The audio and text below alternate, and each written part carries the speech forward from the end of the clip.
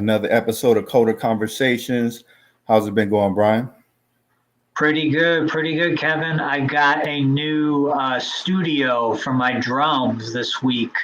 I was in there for the first time today, bashing around a bit, and got some good takes for Instagram. Oh, nice, man. It seems like God has really been opening doors for you, especially in regards to music.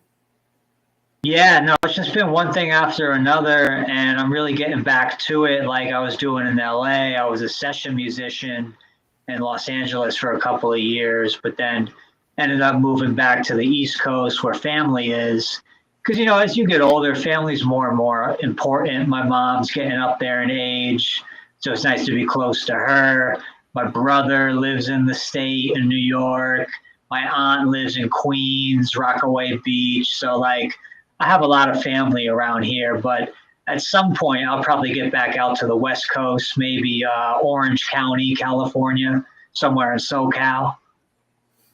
Yeah, exactly, man. But it's really good that doors are starting to open, especially in regards to things you actually want to do. Because I remember you took Yeah, a detour into programming for a little bit, and that didn't really fit you, and now you're back in the music scene. yeah, I tried my hand at programming. I did a year-long boot camp. Then I submitted for jobs for about another year and a half. Finally realized I needed to do an internship. So I interned at a cryptocurrency startup where there was no pay. It was just like equity. And I did that for about 7, 8, 9 months. Then got my first official job as a React developer, and we all know how that ended up turning out. I quit after 2 weeks because there was just no training, no mentorship. It was a sink or swim type of environment, Kevin. I mean, that's pretty much the environment a lot of people are in this day and age. Like these companies, they almost have a Machiavellian attitude. Either you show up and bring results, or we're going to can you. And even if you do bring results, just to meet Yeah, the quarterly profit or whatever, they'll still can you. So I think that kind of ties into an interesting story with, I think it's United Healthcare. The CEO was shot by some random guy. They don't know who it is. The guy had a gun with a silencer on him and shot him. yeah. I So heard a joke someone was saying is Jake Gyllenhaal, the actor, yeah, because the guy he's younger, he's kind of like attractive. I guess he was caught on camera flirting with some girl. yeah. Hello. Yeah, I'm here. Okay, yeah. I mean, where was you going with that? Oh no, I was just saying like they caught the guy on camera, and people were joking around online that is Jake Gyllenhaal the actor. Oh, okay. Yeah, I mean, what's so interesting about this case is it seems like people aren't really helping out. I guess that's just the attitude that people have towards insurance companies and these rich CEOs. Like you I know, think people are fed up, because you got to figure this guy who killed the CEO, he probably either had a family member, like a mother, a father, a daughter, a brother, a sister, some kind of family member that maybe they, would needed to get a surgery done or some kind of procedure done, outpatient, inpatient, whatever. But then, as we know, a lot of these insurance companies, they deny claims. So it's possible that one of his family members had a claim denied and then ended up dying because of it. And then he's, taking his retribution out on the CEO, potentially. right? Exactly. That's a reasonable hypothesis because I think they said he left some words on the bullets, and it's pretty much in regards to something similar to that. I mean, you're paying all this money to these companies, and then you're paying for a product, but when you need the product, they don't deliver. So Correct. when they don't deliver, it's something that could result in somebody dying. So I can see why somebody might go over the edge. I'm not saying it's right or he should have done that, but it's inevitable that something like this was bound to happen because you can't play with people's lives or their livelihoods.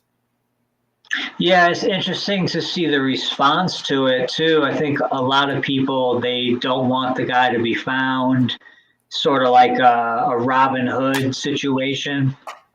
Take from the rich, give to the poor. In this case, they're taking someone's life instead of like gold or something. But it's yeah, it reminds me like a Robin Hood esque story. Yeah, and that's pretty crazy because this actually resulted in a murder.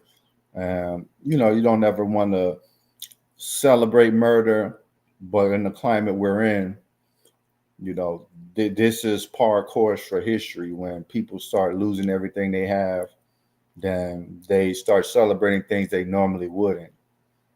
Yeah, I mean, something that's relevant that we've talked about a little bit at length is, the housing market, the price of houses. My sister and her husband right now, they're looking for property they're out in Hawaii, Oahu, Honolulu. Um, and yeah, my sister was saying the houses are like, 700 and up, 675 and up. They've only got a budget of, I don't know, maybe 500K. And she said they're not finding really anything. And then they were looking in LA as well, Santa Monica, weren't finding anything there either. So I'm not sure what they were going to do. I suggested to her, why don't you just put $100,000 down and then get a mortgage? But I guess she'd rather, her and her husband, they just want to buy the property outright so they don't have to worry about a mortgage, which I get, but they're going to be limited in their options with only 500K because, like we're talking about, these houses are all like 700 and up. I mean, it's pretty insane that we're in a time where 500,000 you can't even get a shack in some parts of the country, and that just goes to show you the direction of the company. Like people will never own a house. A lot of the future generation, they're never going to own their own house. They're going to be in a situation Yeah. where they're barely making it. So you almost have to expect, Millennials, for instance, millennials are not going to be able to buy houses. yeah, you almost expect that people are going to eventually start going over the edge. And I think that was kind of one example of it. Unfortunately, it happened, but if things aren't done to make things better for the average man, then it's going to continue to go in that direction. And then you've got craziness happening with President-elect Trump. There were two separate attempts on his life. The first one where he got shot in the ear, and then the next one, someone was like hiding out in bushes at one of his golf courses. So that was a close call too. So it's like you got people coming out of the woodwork trying to take people down. You got someone just point blank murdering a CEO in the streets of Manhattan. It's we're in pretty crazy times right now, Kevin. Yeah, I mean, there's so much going on that something like that, which normally would have caused a massive stir, people are almost like, that's no big deal. That's kind of par course. Like even in South Korea, it's not really talked about, but they declared martial law for a bit, and that's not something that's typically done in the country. Right. So, man, we're just in a time where you can't necessarily predict what's going to happen next. So you have to be firmly rooted in things like God and family. And, you just, me personally, I would say don't get overly attached to material goods and things of that nature because you never really know when this stuff will be snatched from you. Oh yeah, I mean, and lately, like we're talking about family being important. Lately I've just been thinking, okay, I was out in LA for about 10 years in my 20s, And then I moved back east to be with family. And, my mom's getting up there in age. I think she's 73, 74, something like that. So, maybe she has another 10 years on this earth, and I'd like to spend it with her as opposed to being isolated in Los Angeles. Yeah, I'm doing my music stuff, and there's a lot of connections you can make for music in LA or Nashville or Manhattan, let's say. I really, at this point, I value my family over everything else. And another reason, besides my mom, my cousin, he lives in Queens with his mom. He has some mental health issues, so he has a pretty tough time of it. And, once his mom passes, my aunt, who's going to be there to look out for my cousin? No one. So I'm just looking at it like, I should probably buy property in Queens and just be able to walk over and check on my cousin once his mom's gone. So, like we're talking about, family is really, really important. And I think the more we age, the older we get, the more we realize how how truly important family is. Exactly. I mean, realize, think about how many people spent all of their time trying to save up, trying to get a house, but now they can never get one. It just shows you like these material goods. You think you own something, you think they're worth being the sole pursuit of our lives, but then you find out it doesn't mean anything. Like you mentioned, family, God, things you just really love, that matters much, much more because, with all of these layouts, people have been defining themselves by the company they're at. And then, they put in 10, 15 years, work super hard. And then the company just cans them. Hey, thanks for all your efforts, but bye-bye. And, from that moment forward, they no longer have any association or any affiliation, or nor are they really receiving any benefits from the company. So, Yeah, I mean, and we're talking about that. It makes me think of unions. My aunt used to work for the police, and I think in downtown Brooklyn. She wasn't a cop, but I think she was a receptionist or something like that for the police department. So, she has which is very rare nowadays, she has a pension. She gets a full pension plus her social security. So, and she's retired now. And so she's pretty much set. Most people are not promised anything. And we're not even promised social security, Kevin. Like by the time we're in our 70s or 80s, like it's a lot of speculation that social security is not going to be there anymore. right. Now, if houses cost like $1 million, we don't have any sort of social safety net, no social security, no pension. Maybe the only thing we have is like a 401k. I mean, there's a lot of people that's going to be in serious trouble. So, you know, I mean, maybe the best plan is to get out of this country, to be honest with you. Yeah, I would love to do that. I think we've talked about this before.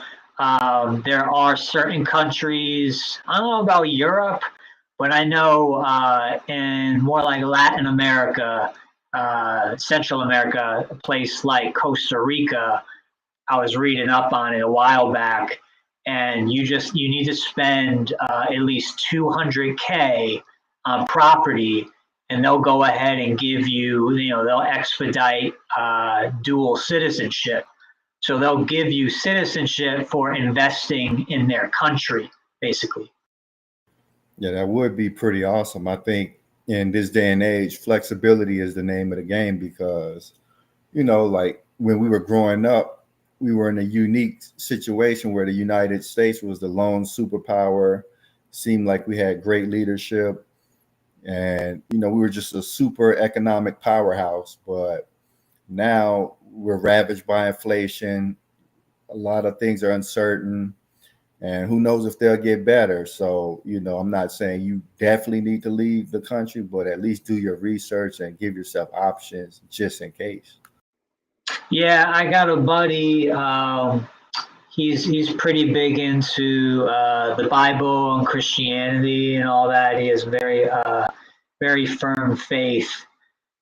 he's been going through a lot. He's been trying to get a job as a data analyst or business analyst, stuff like Power BI, Tableau, like data visualization. He does that kind of stuff.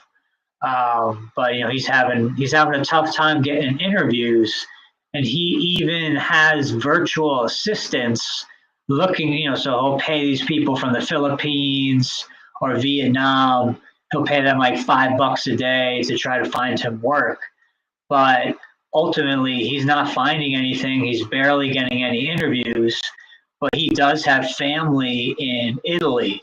So he was telling me, he was like, yeah, what I want to do is get this, get a remote job doing data analysis or business analysis, and then move to Italy and then basically live like a king in Italy, because in Italy, they're making much, much less than US salaries. So he's trying to get that US salary and then move over to Italy. He's got a family home he can live at. And he just said his quality of life, he thinks his quality of life will be much higher should he get out of the country. Because, right, like just like me, he's in Long Island, New York, and Long Island is so expensive. I used to have a 1-bedroom apartment in Manorville, and I was paying $2,000 a month, and it was going to go up to like 2,100 a month if I had to renew my lease, but I decided not to. So it's crazy, man. Like, yeah, people can't afford property here, so they're having to go to other countries. But like me and you, we're Americans, so where can we go? How do we make progress? How do we find citizenship elsewhere? We've got to save up a lot of money and, like I'm saying, buy into property in Costa Rica or Brazil or South America or whatever. Yeah, and it's people are getting the squeeze put on them from all sorts of different directions. From rent shooting up to the sky, from them just getting fired out of nowhere with no forewarning. All kinds of things are happening, and it's going to make people more and more unstable. So this is why it's really important to think, to have a plan, to have faith in God, to do something, because you don't want to be caught off guard given all of these crazy events going on. Like, I mean, even to delve into something sort of conspiratorial, hasn't the government been talking about UFOs, and they've been disclosing more about them lately? Yeah, I was reading something earlier today about how there have been all of these drone sightings in New Jersey since, I think, around Thanksgiving time. They were seeing, well, it's funny though, they said they've been seeing the drones, but they took off Thanksgiving for whatever reason. So it's, they're joking around like the aliens are taking a holiday. But yeah, I think the Pentagon came out and said, yes, like there are UFOs. They're not American ships. These drones that are showing up in New Jersey, they're not American aircraft.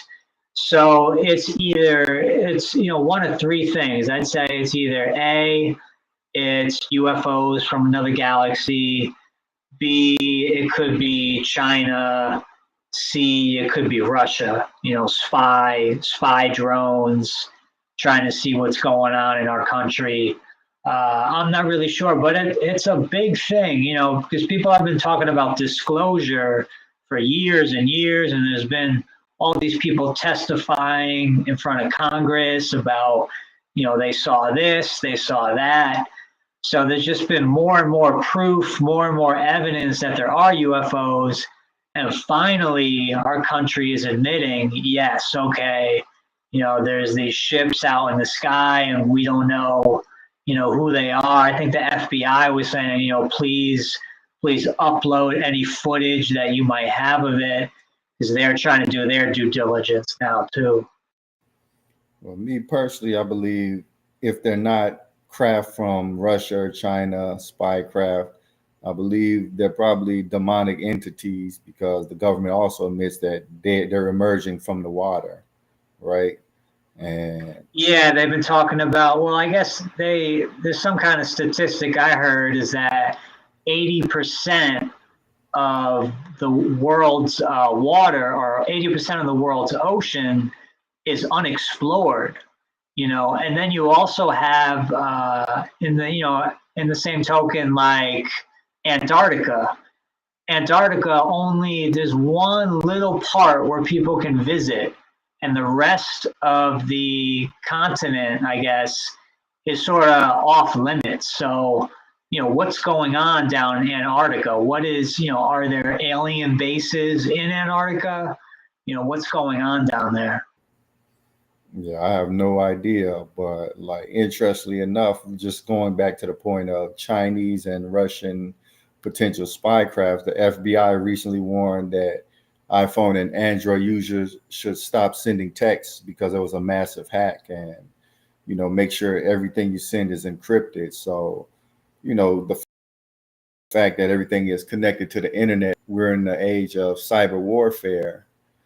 Um, you also have to be cognizant of highly personal information being intercepted, and who knows what sort of techniques these other foreign countries have, and even going back into the conspiratorial territory, what sort of craft, what sort of technology do they have that they're finally unveiling?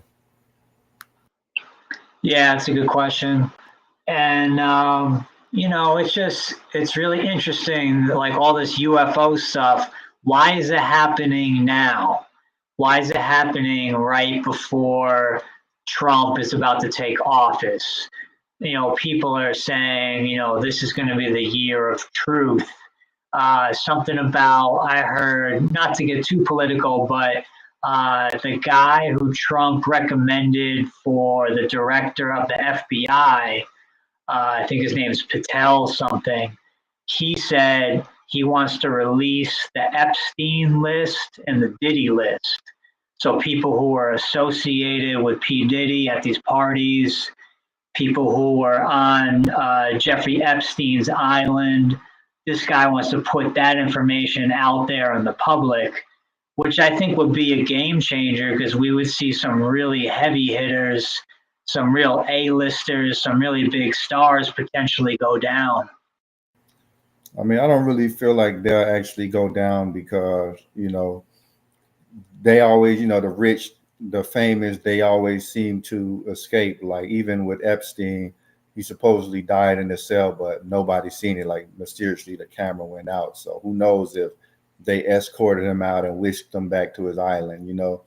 And Yeah, for all we know, Kevin, like Jeffrey Epstein is back on his island, plotting, maybe still abusing young girls. I mean, who really knows? Because like you said, the camera footage at the jail, all of a sudden it malfunctions, the camera breaks or something, so they say, and then all of a sudden, oh, he hanged himself. I don't really buy it. I think there's something else, ulterior motive going on. I mean, speaking of lack of accountability, just look at how Joe Biden pardoned his son Hunter Biden. Like you and me, we would never get something like that. But hey, because you're the son of a president, okay, here your crimes are excused now. Yeah, and it's not fair because there's a lot of, really hardworking Americans who go their whole life trying to do right. And then maybe something happens and they kind of get off track and they go down a wrong road. At that point, what are they supposed to do? Their daddy isn't president of the United States, so they can't just get pardoned for their crimes or misdemeanors. So I really don't think it's fair, and I think it says a lot about Biden. He at first he was saying, "Oh, I'm not going to get involved in my son's court case or anything like that. I'm going to stay out of it." And then, what basically happened was Biden has maybe another month left, and now he's saying, okay, yeah, I'm gonna pardon him. So it's just kind of sketchy. Yeah, I mean, it feels like we're living in the times of, say, Robin Hood, where you have the extreme rich and you have the poor, and the rich are essentially above the law. And now, like, you see that guy who took out the CEO, you see the quote unquote peasants flipping out, and who knows where it's all going to lead. But it's really interesting to ponder and consider, and I think now is the time more than ever to reforge your connection to God, reforge your connection with your family, and you realize that your life is way more than your career and making money, because they're playing games with the money, and it's not going to have any meaning very soon. Yeah, for me, we were talking before about how I used to do programming. I was doing React development, Tailwind CSS, stuff like that. It was something where I thought I could do it just for the money, that the money would be enough to get through it, to be able to do it just for the money. But it turned out that I hated it. I was dreading every morning logging into work. They're not even giving me training. They're just saying, oh, go watch this free code camp Node.js 10-hour video and learn how Node works. And, here's our code base. Good luck learning on your own. It's just not very fair. So I had the situation where there was an opportunity for me to grow. There was an opportunity for me to explore the programming industry, the tech industry. Well, ultimately, it wasn't in the cards because I'm not doing it anymore. And it turned out to be a really bad situation, left a really, sour taste in my mouth about the tech industry. And like we're talking about lack of training, lack of accountability, just people saying one thing and then doing another, this sink or swim type of environment that we're living through right now. It's really not fair. Like I feel like I was, it was like a low blow. I was learning a lot about React, a lot about Tailwind CSS. I was getting better. And then I get hired by a company where they say, oh, well, we don't use Tailwind. We don't use CSS processors. You have to do all vanilla CSS. So that was a problem for me because I'm not really a CSS guy. I'm more of a HTML, JavaScript. So it was just very difficult, and it's unfortunate it turned out the way it did. But like you said, sometimes God will redirect you, open certain doors. Now I'm doing music again. Finally, I got a studio again. My next goal is to get some nice recording equipment, new laptop. Be set up to do to take session work, take studio gigs again. So that's where I'm headed right now. Yeah, I mean, that's something that I tell people now entering the tech industry is not for everybody. And in many companies, it is sink or swim. And if you're not built to go learn on your own and spend hours outside of work teaching yourself, then you're just going to wash out of the industry. But people think that that's hating or being discouraging. No, it's the reality of the industry. There's not a lot of handrails or safeguards there. It's either, hey, you show up and you do this, or we're letting you go because we're paying you a lot of money. That's it's kind of like how the attitude is. So Right. And should I there be know. training? Yes, but there's not. Were you going to say something? Oh no, go ahead. Go ahead. No, I'm done. Oh no, I was just saying like with you took the initiative. You were game to take those hours outside of work to put in that extra effort. But for someone like me, I look at it like, well, this is a job. I'll do the job when I'm clocked in, but on my free time, I don't want to be, watching Node.js videos, Angular videos. I'm trying to relax on my off time. Yeah. But like you're saying, a lot of these companies, They just expect, okay, you don't know Tailwind, go learn Tailwind. You don't know vanilla CSS, okay, go learn that. At the company that I was doing React at, once they realized I couldn't really hang with their code base, they're like, oh, we're going to have you learn Figma. And I'm like, Figma, you brought me on as a React developer. Why am I now going to go and learn something totally new? It didn't add up. It didn't make sense for me. So ultimately, within 2 weeks of starting there, I ended up quitting. And, like you said, God's been opening doors, bringing me back into music.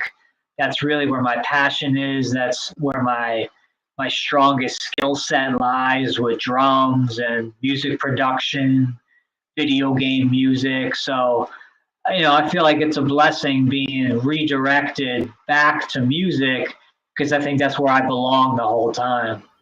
Yeah, exactly. Sometimes you have to make the pivot, and music is something that I know that you would study on your own time, similar to how I study programming in my free time, because you have the passion for it. And you know, Yeah, there's passion there. There's passion. sometimes you have to go in that area where you're passionate at. Because I wasn't passionate at accounting, I realized I would never be great at it because I didn't like it. I would barely study it, and therefore I would be mediocre. So I made the pivot into something I actually enjoy, which is programming. And for you, that was music. So sometimes quitting is a good thing if it's not for you, and if you're not getting the support you need, and it's not something that you're really willing to invest time into, because now we're in a time where you have to be really good. It's sink or swim.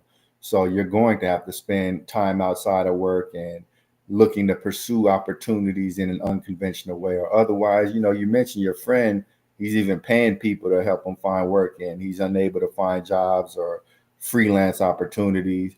Like, Yeah, he's barely, yeah, my buddy Carmelo, the Christian guy, he's barely getting interviews. And like I said, yeah, he's got virtual assistants, scrounging around the internet trying to find him leads, trying to find him jobs, and they're not really coming up with anything. So he's just looking at it like, did I just waste all this time going to this boot camp for data analysis? Did I waste my time, interviewing at all these places? Like what's really going to happen? Am I going to end up working in the tech industry? Or he drives Uber, so he feels like, oh, he's just stuck doing Uber, and he doesn't really like it anymore. I think at one point he did, but he's just getting really burnt out on it, and he wants to pivot. He wants to change gears and work in the tech industry. But like you're talking about, it's a sink or swim environment. And especially right now, for what I found, when I pivoted out of doing programming, I jumped into technical recruiting. So I jumped in that pool for a little bit, did tech recruiting for a year. But just like with programming, I realized it really wasn't for me. I was dreading going to work every day. Yes, the money was pretty decent, but once again, we come back to the point that money is not everything. It's more important that you stick to your values, you stick to your truths, and above anything else, that you stick with your family and you show up for your family, which is kind of what I was getting at earlier. I would like to move back to Southern California. I'd like to either live in LA or Orange County, once again. But like I said, my family's here in New York. So as they're aging, I want to spend time with them. These are the years that really count, their last years here on earth. So I feel like I should be a part of that. And that's sort of the decision I made recently, that, yeah, I'm actually going to stay in New York for quite a while, more than likely try to buy property here. And then I'll just visit LA. I'll visit Orange County. I could grab an Airbnb or something, get like an Airbnb house, get like the whole unit for a month or something, spend some time out there, reconnect with musician friends, maybe do some session work. But I think my roots are now here in New York, and I'm going to be here for a while. yeah, I mean, it's important to especially in times like this, you want to be well connected, well established. You want to have strong relationships because when as things get more and more crazier, you're not going to really care about some number in a bank account. It's all digital now. It's all numbers in a computer. And say you're laying on your deathbed, you're not going to be thinking about that number in a computer. You're not going to be saying, "Oh, I wish I would have made a little more money," because at that point you can't spend any more of it. It's going to be the memories of your family, who shows up for you. And if you want people to show up for you, you have to show up for them. So really forging strong relationships with your family, forging your relationship with God, and just having a life outside of material possessions, because who knows where these material possessions will go as the economy continues to go in the direction it's been going, which is extremely unpredictable. But overall, I feel like it's kind of headed on a downward slope. Yeah, sure, we do see occasional rises, but fundamentally, I don't really see how the economy is going to be strong for most people, especially considering you have things like AI that's about to take a lot of jobs. As you know, and as we're talking about family and retiring and pensions and all of that, it makes me think of my buddy Andreas. This guy, he's Argentinian, grew up in New Jersey. I met him out in LA. He was doing audio engineering kind of stuff, and we were playing music together. He was also a singer and a guitarist. I remember him telling me this. He was kind of devastated by it. His mom, she worked her whole life, saved every penny, and then ended up dying at, I don't know, age 45 or 50, pretty young. And she saved all her money and she never even got to take a break, take a vacation, just work, work, work. And then she dies. And it's just, I think for my buddy Andreas, he's like, well, look, I'm going to travel the world. He married a Swedish woman. He lives in Sweden now. So I think for him, he's all about experience life, find the richness in life that you can, hang on to it, and, just go from there, as opposed to just being totally zoned into let me save, okay, 401k, IRA. Like you said, this is all just digital. These are just numbers on a screen. It's not tangible. It doesn't really mean anything. Our family and our connection with God is what means everything. And that should be more what people are moving more towards, is kind of like I'm saying, yeah, I would like to be back out in LA for the music, but my family's here in New York. So, what am I thinking living out there when, my mom, maybe she has a good 10 years left, but I like to spend that time with her. Yeah, absolutely, man. And yeah, times like this is when you really need to reconnect with family. If you have any grudges, get together, talk, and move past these grudges, forgive and forget. And obviously you need to have enough money to survive. It's something that you need to a certain extent, but to build your life in a pursuit of money, in a pursuit of titles, ultimately you're going to find it doesn't mean nearly as much as you thought, because even if you look at a lot of these wealthy people, they don't really look that happy, but yet we're trying to emulate their lifestyle, and yet we might very well be happier than them. I think it's just an illusion. Yeah.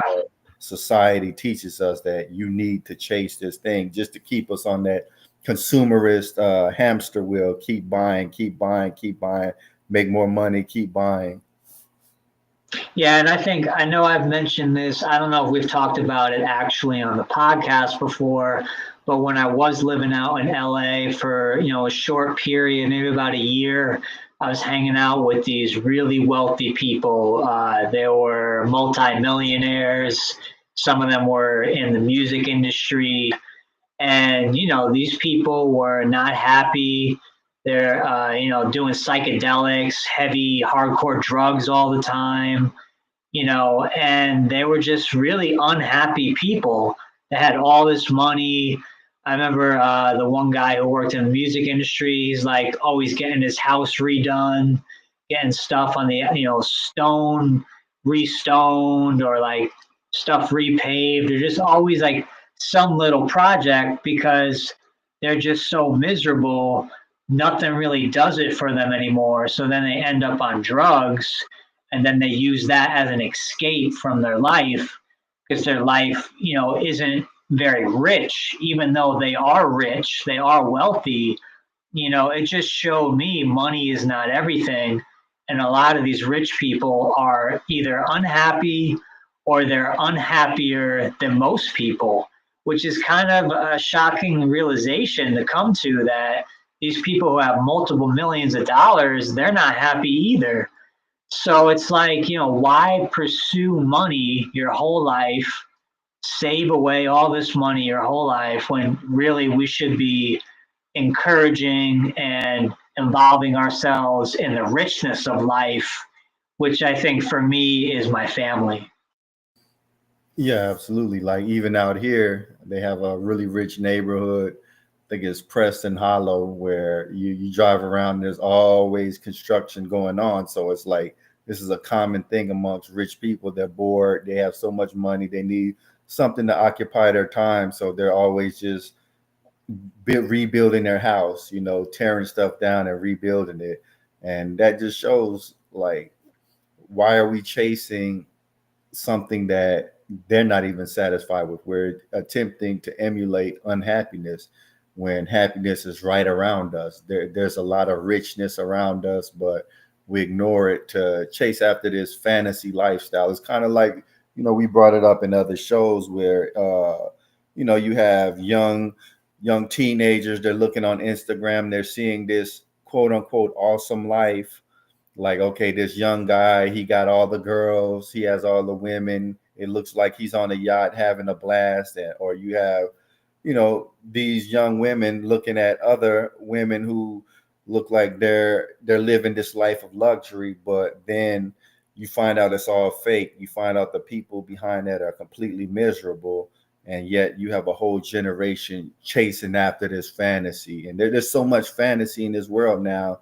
that it's unbelievable, and everybody's trying to sell each other these fantasies so that they can get get a little more money. And Yeah. it's crazy. And it's, something that, Kevin, that we've talked about before, which is disturbing, is, these influencers. You have, preteen, teenage girls who are becoming anorexic, bulimic, because they're scrolling on Instagram, checking out all these girls' profiles. Oh, they're very sexy. They have really good headshots, and a lot of the stuff is digitally edited. It's not even, they don't even look like that. But you have these young girls comparing themselves to these Instagram stars, these Instagram influencers, and it's causing anorexia, it's causing bulimia, it's causing suicidal ideation. It's causing all this stuff when it's all a virtual world. There's no real truth to it. It's all, Photoshop and fake and just kind of hollow. Yeah, I mean, they're attempting to morph their bodies into a pure fantasy, something that doesn't exist. And it's going to get even worse with AI generated models. They look perfectly like humans, but they look quote unquote perfect.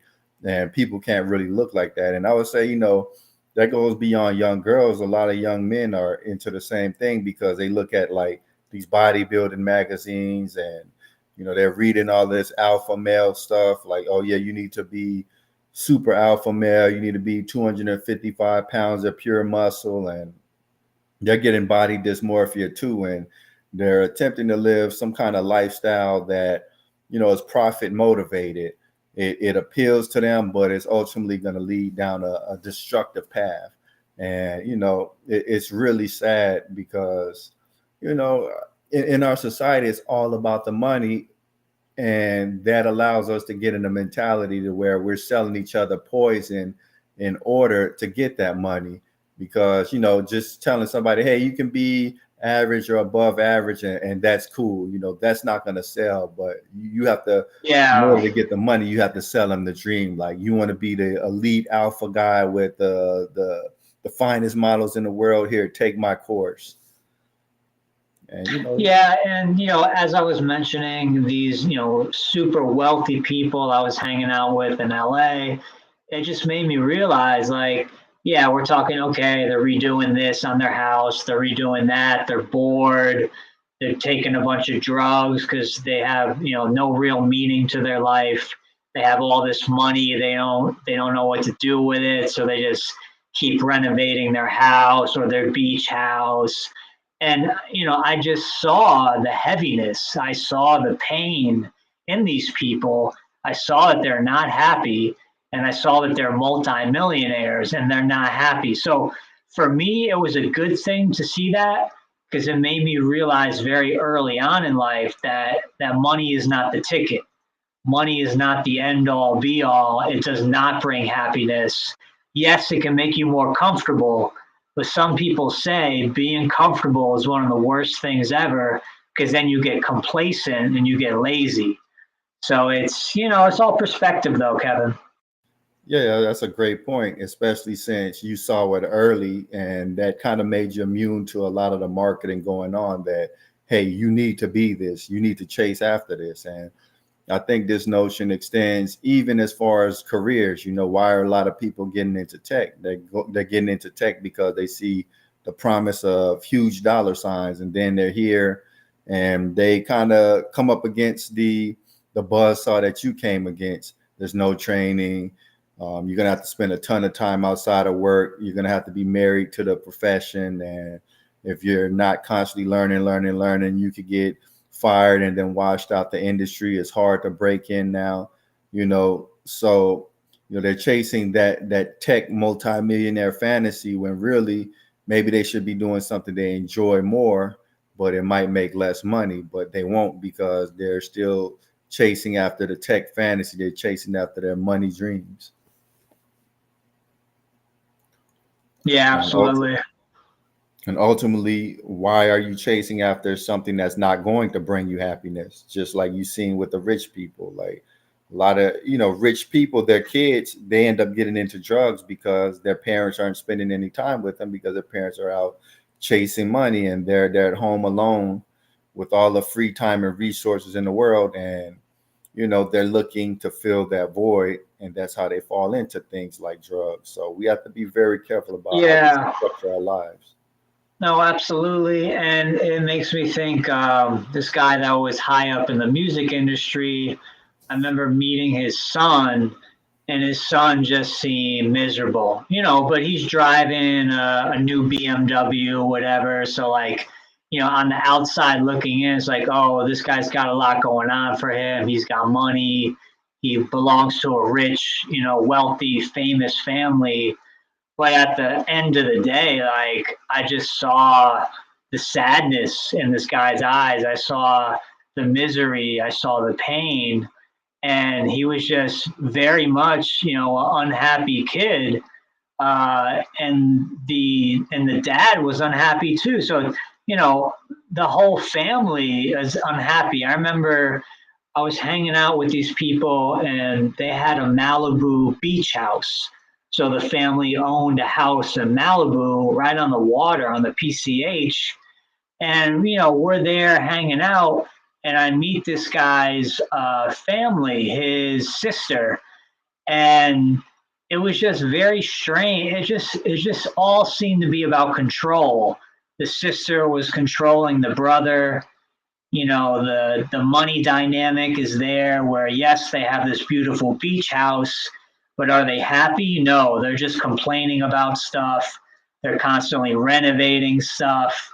So it just made me realize, from like a fairly young age, I don't know, this might be 9, 10 years ago, but it made me realize from a pretty young age, money is not the ticket. And I tried to forget about that for a while, and I went down the whole programming route to try to make money in the tech industry, and that didn't work out, as we've talked about. But I gave it a go. I gave it my all, And it just at the end of the day, like you said, Kevin, sometimes, you just know that tech is not for you. Tech is not for everyone. Even though on YouTube, you listen to these people that have millions of followers just saying, oh, get in the coding, get in the coding. You'll make $250,000 plus 200K in options from Google or Meta. And it's just not realistic, Kevin, because, I got involved and it's sink or swim. Oh, okay, you don't know this? Okay, go watch some 10-hour video on Node.js outside of work and then come back and then perform. Yeah, that lifestyle is not for everybody, but it's kind of like we mentioned earlier, just for the pursuit of money, people are selling each other dreams. It's kind of like the California gold rush, where the people that really made money weren't necessarily the gold prospectors, but the people that were selling the prospecting equipment like shovels. So yeah, I found this Bible verse which is really interesting. Revelation 3:17. You say, I am rich, I become very wealthy and need nothing, but you do not know that you are miserable, pitiful, poor, blind, and naked. And it seems to line up with what you've been saying. Like the rich people that it seems like they have the life that we would all want to emulate, but in reality, they're miserable. So, like, what does that mean? Yeah, they're miserable. What does that mean for the average person like me and you? Maybe instead of always focusing on trying to get more money, hey, let me spend a little more time with my friends. Hey, let me spend a little more time with my family. Let me make time and hang out versus, oh, I need to get more money, Yeah. money, money, money. No, that's as we talked about family, previously. Family is so important. You can't just throw away family. They're always there for you, especially if you have, a loving mother, a loving father. I lost my dad about, I don't know, maybe 6 or 7 years ago, which was really devastating to my family because he was the rock. He was the glue that binded everything together, and we didn't really realize that until he was gone.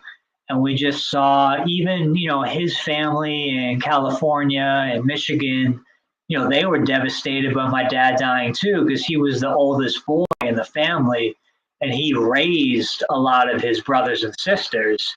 He came from a very large family, like 9 or 10 kids.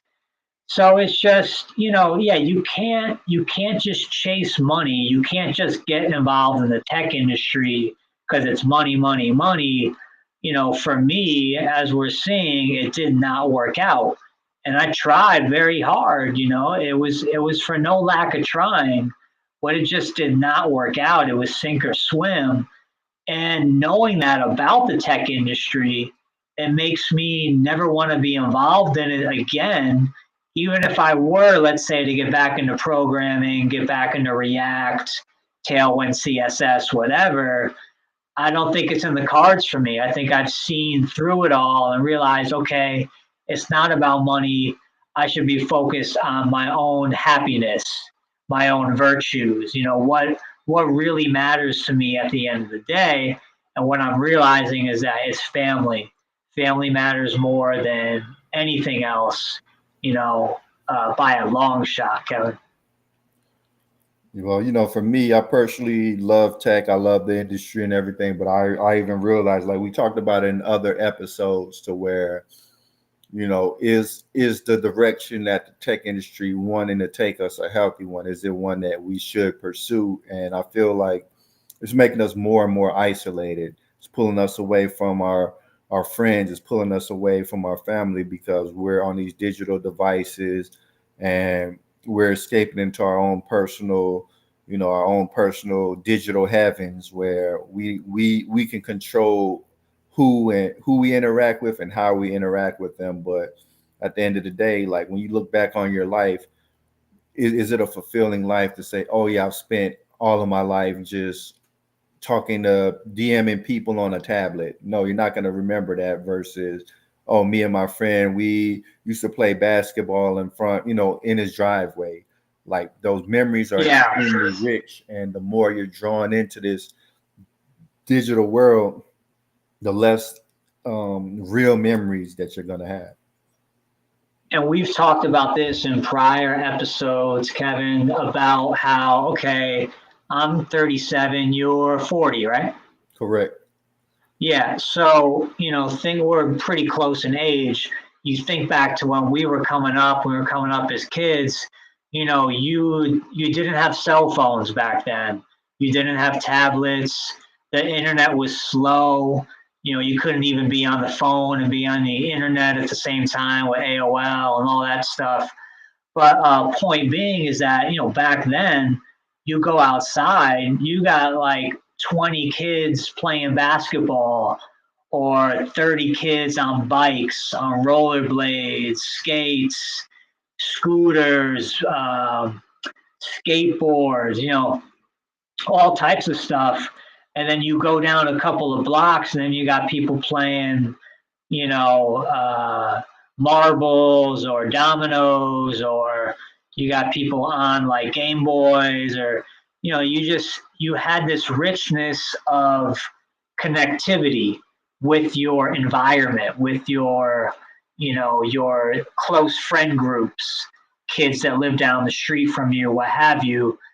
That does not really exist anymore, which I know we've talked about in previous episodes, that we grew up in a time that it's like there's a lot of nostalgia for it because it doesn't exist anymore now. All Instead of these kids being out there on their bikes, being out there playing basketball, they're inside playing, what's that, Roblox, or stuff like that. They're inside on their tablets, they're inside on their computers, on their cell phones, and it's not a rich experience. It's cheap in a way. Yeah, absolutely, man. And I was about to say that myself, Roblox.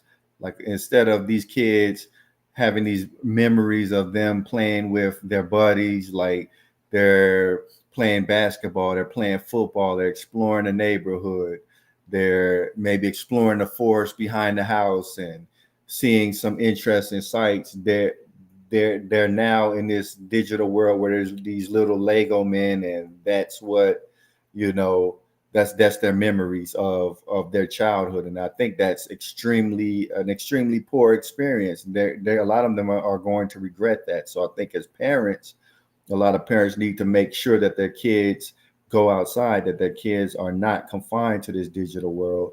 And it might sound crazy coming from a technology podcast, and I'm still in the technology world, but realistically, yeah, me being a coder, that's a job, and I do enjoy technology. But even I realize myself, I don't want to be consumed by the digital world. Like even as an adult, it's so easy to come home after work or get done with all of my tasks and just veg out on the digital world versus going out and talking to people or being in spaces where people interact face to face. And it makes me think, I think we've discussed it on this show before, is that the very interesting thing about the tech industry and Silicon Valley and people that work high up, and Apple, Microsoft, they've been verbal, they've been outspoken about the fact that they won't let their kids use tablets, they won't give their kids cell phones, because they work in tech and they see what it does to people. They see how it can kind of divide families and isolate people. So I think that's really interesting. The people that are creating a lot of this tech, they don't even want their own kids to be using it. Yeah, what's crazy is that ex Google CEO Eric Schmidt, he warned about these perfect AI girlfriends and how that's going to affect the young male psyche. And what if we have a generation of men that ditch dealing with women to go talk to their AI girlfriends? The population of humanity will crash, and you'll have a bunch of people that don't know how to socialize and deal with each other because they're dealing with the perfect reflection of themselves. They're dealing with a perfect yes man or yes woman, because the AI is going to reflect to you everything you quote unquote want. It's not going to tell you no. And that's not it's not good for somebody never hearing no. You're not going to be socially adjusted and acclimated to the real world if it's always yes, Right. yes, yes. Yeah, that's the problem. One of the problems with these chatbots is that it's all about yes, it's all about appeasing the user. How do we make the user happier? How do we make them more engaged with the AI?